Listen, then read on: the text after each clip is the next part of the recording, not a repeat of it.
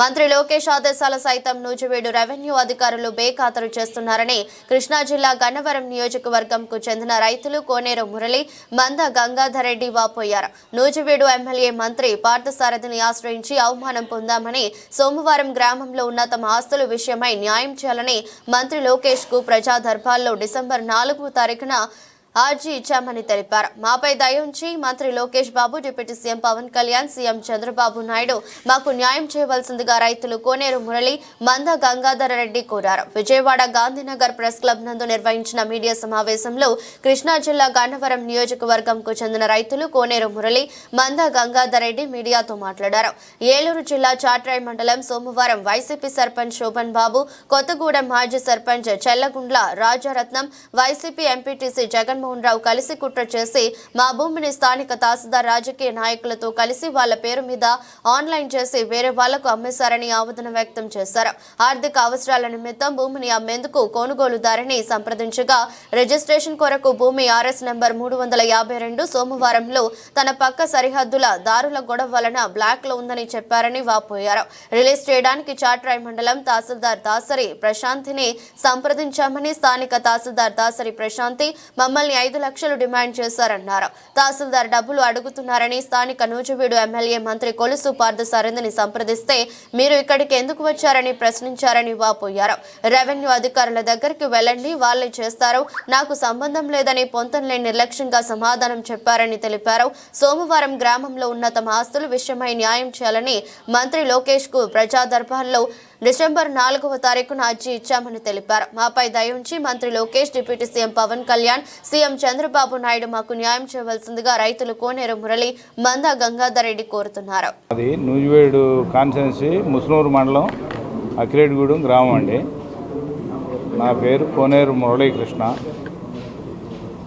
గౌరవనీయులైన నారా చంద్రబాబు నాయుడు గారికి, గౌరవనీయులైన పవన్ కళ్యాణ్ గారికి, లోకేష్ గారికి, మీడియా మిత్రులకు అందరికీ నమస్కారం అండి. సరే, మేము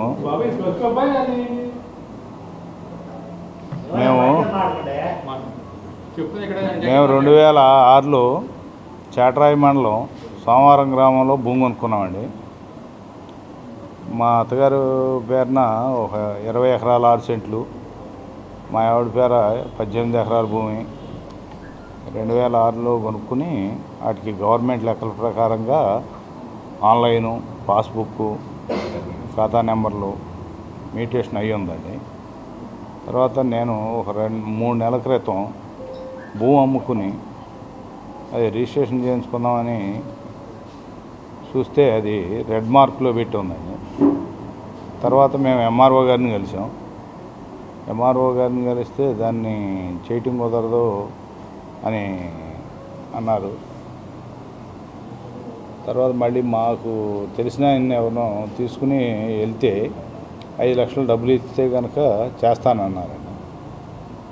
ఈలోపు మళ్ళీ మంత్రి గారిని కలిసామండి. ఈ డబ్బులు 5 లక్షలు అడుగుతున్నారు అని మంత్రి గారిని కలిసి మంత్రి గారితో చెప్పి వెళ్ళామండి. 5 లక్షలు ఇవ్వకోకుండా అసలు చేసే ప్రసక్తే లేదని చెప్పారు. 5 లక్షల రూపాయలు అండి. పార్సారథి గారండి, కొలుసు పార్సారథి గారు.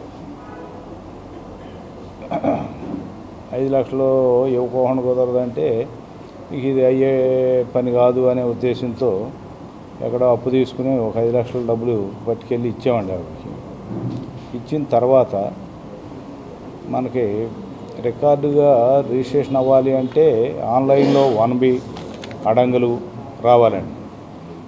ఆవిడ ఖాతా నెంబర్ ప్రకారంగా 1B చేశారండి.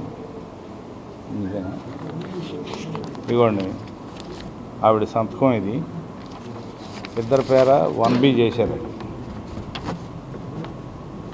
ఒకళ్ళకి 20 ఎకరాలు 6 సెంట్లు, ఒకళ్ళకి 18 ఎకరాలు 1B మీద వచ్చింది. కానీ రిజిస్ట్రేషన్కి అడంగులు కూడా కావాలి.